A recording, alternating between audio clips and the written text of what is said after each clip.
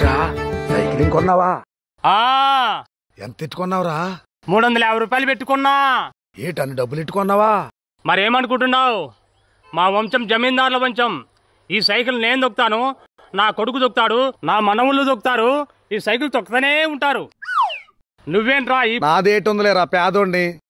రూపాయి కోడెట్టి ఇదిగో ఈ ఎకరన్నర భూమి 160 రూపాయలు పెట్టి కొన్నాను రా. ఎర్రోడా, 160 రూపాయలు పెట్టి భూమి కొన్నావా? నాలాగే సైకిల్ వరచుగా దర్జాకి తిరగచ్చు. నాకెందుకులేరా సైకిల్? ఈ భూమిని నేను చూసుకుంటా, నా తర్వాత నా కొడుకు చూసుకుంటాడు, ఆ తర్వాత మనవాళ్ళు చూసుకుంటారు. అలా సాగిపోతూనే ఉంటది. హలో, తొందర 1.5 కోటి పంపించు. ఏంట్రా కోటి గురించి మాట్లాడుతున్నావు?